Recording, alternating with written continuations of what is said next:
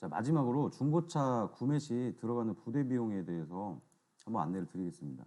이거를 위해서 제가 실제로 쓰는 저희 고객분들이 오시면 이제 드리는 산출 내역서를 저희가 이렇게 뽑아봤어요. 실제로 판매하는 차량이다 보니까 아직은 안 올라갔죠. 자, 보시면 좀 가까이 보이시려나? 여기 보시면 자, 이게 딱 들어가는 비용입니다. 먼저 이 과표라는 것은 매매 금액하고 좀 차이가 있는데 매매 금액이 높을 경우에는 그러니까 둘 중에 높은 걸로 세금이 산정이 돼요. 그러니까 이제 후에 다운 계약서에 대해서 한번 설명을 드리겠지만 어쨌든 이 과표라는 게 있고요. 그 다음에 여러분들이 첫 번째로 내셔야 될 게 바로 이 취등록세입니다. 취등록세는 나라에 내는 세금인데 차에 따라서 조금씩 달라요. 11인승 이상이냐 혹은 뭐 영업용이냐 하이브리드냐 경차냐에 따라 좀 달라지지만 일반적인 승용차 같은 경우는 7%를 내신다고 보시면 되고요. 공채 같은 경우는 지역마다 조금씩 달라요. 채권을 이제 매입해서 매입을 하냐 판매를 하냐 이 차인데 그것까지 아실 필요는 없고요. 실제 이 차량 가격이 25,500원이라고 나왔지만 25,500원이 안 나와요. 25,500원이 안 나오기 때문에 이제 어느 정도 환불이 되죠. 여기서 이전비 차익이 환불 계좌를 받아서 이제 이 남은 금액을 환불을 해드립니다. 취등록세는 거의 비슷하게 나오고 공채는 조금 남아요. 한 이 정도 금액이면 만 원, 15,000원 정도. 그러면 이제 이 비용은 이 두 가지 비용은 나라에 내는 세금이고요. 그 다음에 이제 관리 비용이라고 해서 22만 원이 있고 등록 신청 대행 수수료 3만 원이 있고 인지대가 4,000원이 있잖아요. 이거를 이렇게 해서 세 개를 합할 경우에 25만 4천 원인데 저희 전주 같은 경우는 25만 4천 원 그리고 경차 같은 경우는 18만 4천 원을 받습니다. 저도 이제 가끔씩 급한 상황이 생기면 제가 실제로 이전을 제가 직접 가는 상황도 생기는데 이럴 때 이제 저희도 맡기기 때문에 등록 신청 대행 수수료가 있고요. 이 부분은 고객님께서 만약에 직접 딜러한테 요구를 하실 수도 있어요. 내가 서류를 줘라. 내가 직접 이전을 하겠다. 그러면은 고객님이 직접 가셔서 하실 수도 있습니다. 물론 인지대는 어차피 들어가는 비용이고요. 등록신청 대행 수수료만 여러분들이 이제 아낀다고 보시면 되시겠죠. 그럼 만약에 그렇게 내가 직접 등록을 할 건데 그러면 22만 원만 내고 가시고 나머지 3만 4천 원의 비용으로 여러분들이 가서 낼 거 내고 이전을 하시면 됩니다. 그래서 이 부분이 좀 아마 금액이 남을 거예요. 가장 병신 같은 보험인데 성능 점검 보증 책임 보험이라고 해요. 중고차 시장에 이제 고장이나 이런 것들 때문에 피해 사례들이 많이 올라와서 19년 6월부터인가 아마 시행을 한 걸로 알고 있어요. 무조건 보험을 들고 나가게 돼 있어요.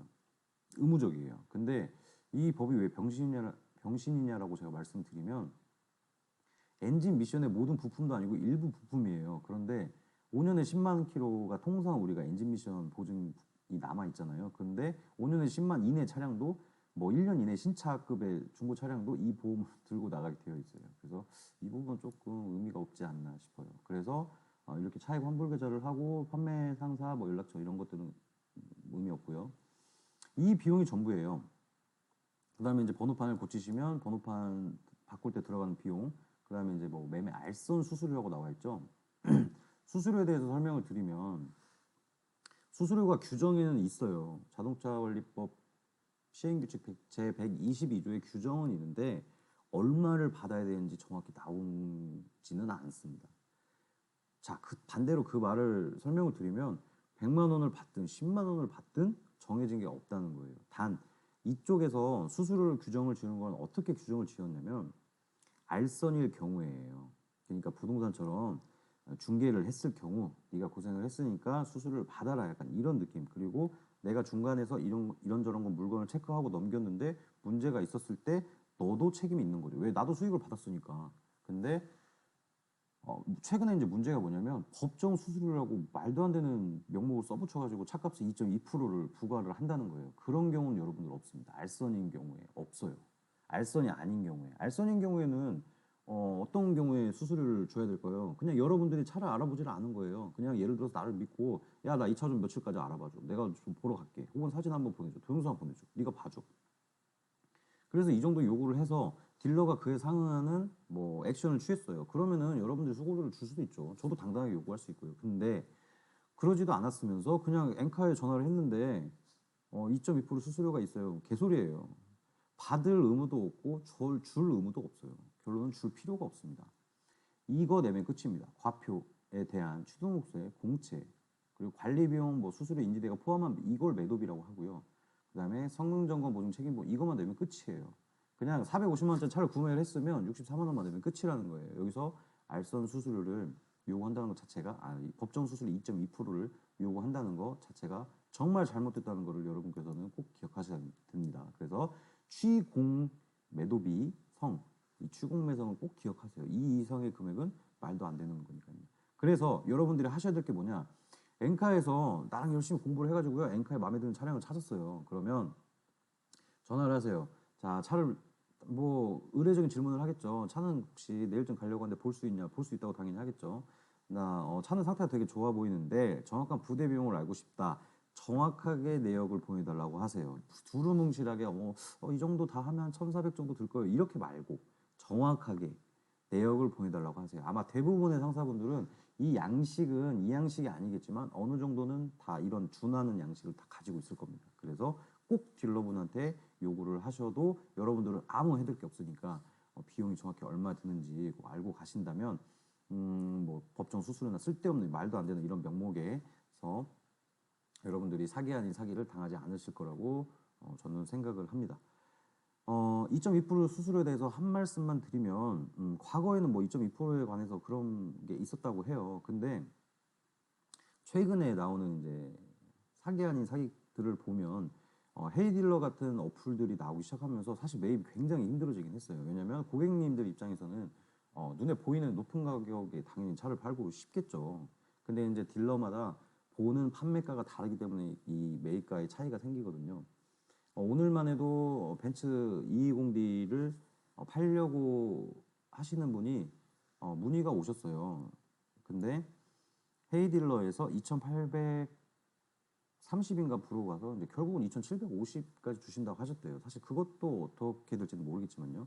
근데 이제 이 사람이 이제 감가를 하려고 한 게 16년식에 사고도 없는 6만 킬로면 사실 그렇게 감가를 할 부분이 없었거든요. 근데 도색을 했다고 감가를 하고 뭐 미션이 조금씩 튄다고 이렇게 60만 원 정도 감가를 한다고 했대요. 근데 벤츠 미션이 망가져도 60만 원만 들까요? 그냥 트집 잡은 거예요. 자, 그렇게 놓고 그렇게 매입가를 세게 놓고 가다 보니까 내가 차를 갖고 와. 그러면 이제 전주까지 내려와서 차를 구매하는 교통비도 들 것이고 또 가자마자 뭐 매입비니 뭐니 하는 수수료들이 이렇게 덕지덕지 붙을 거 아니고 원가가 당연히 올라가겠죠. 그래서 마진이 적은 거야. 마진이 적으니까 판매 시에 법정 수수료 2.2%를 붙입니다. 뭐 그게 문제인 거죠. 결론은 이 사람 흔히들 얘기하는 자동차 관리법 122조의 수수료 내용이 나와 있는데 알선으로만 관련이 되어 있으니까 너한테는 줄 필요가 없다입니다. 내가 알선 딜러한테 차를 구해달라고 해서 그 사람이 고생해서 차를 구해줬으면 수수료를 줄 수도 있죠. 줄 수도 있는데 이전 시간에도 말씀드렸던 것처럼 정확하게 공개를 하고 이왕이면 입금가대로 해놓고 내가 수수료를 받으면 얼마나 좋아요. 고객도 싸게 사서 좋고 딜러도 뭐 아예 돈을 못 번 건 아니니까. 근데 양심을 어느 선에 놓냐가 좀 차이인 것 같아요. 그래서 마무리를 하자면 이렇게 꼭 취공 매상을 매성을 알고 가시고요. 이 이외에 수수료는 없다. 알선이 아닌 경우에, 중개가 아닌 경우에. 그리고 제가 생각하는 중고차 딜러는 정의의 사도까지는 필요 없다고 봅니다. 이거는 제가 애독하는 그 유튜브 딜러분이 그러셨는데 차팔이는요 차만 잘 꾸며서 팔면 된다고 생각해요. 성능에 이상이 있으면 고치고 그리고 몇 개월이 지나서 고객님이 뭐 궁금해하시면 이런저런 싸게 정비를 해준다든가 아니면 문제가 생길 수 있는 부분에 대해서 나몰라를 하지 않는다든가 혹은 알선을 한다면 투명하게 오픈을 하고 고객님들하고 소통을 해서 올바른 차를 구매할 수 있도록 고객님들한테 도움을 주는 게 맞다고 생각을 합니다. 물론 결론적으로 알선 수수료도 아끼고 나는 진짜 사기 막 싫으면 결론은 뭐냐? 엔카 공부죠. 내가 공부하면 됩니다. 이제 차를 공부를 제가 더 열심히 해서 모닝부터 시작해서 스파크, 뭐 아반떼 H, 제가 가장 좋아하는 아반떼 HD, 싫어하는 MD 등등 차에 대해서 고질병들도 제가 이제 여러 경로를 통해서 구글링 해봐가지고 중고차를 구매하시는 분들께 좋은 정보가 될 수 있도록 노력을 해보겠습니다. 내일부터 3일간 연휴예요. 뭐 저는 출근을 해서 내일 또 QM6 출고가 있어서 출근을 해서 이제 일은 하겠지만 여러분들 이제 휴일간에 중고차 알아보시는 분들 좀 뭐 혹시라도 도움이 되신다면 동영상 보시면서 혹은 글을 보시면서 중고차 잘 알아보시고 좋은 중고차 구매하셨으면 좋겠고, 비록 시장은 많이 더럽지만 여러분께서 올바른 중고차를 구매하셨으면 좋겠다는 게 저의 바람입니다. 휴일 잘 보내시고 저도 좀 더 알찬 정보를 제공할 수 있도록 노력하겠습니다. 감사합니다.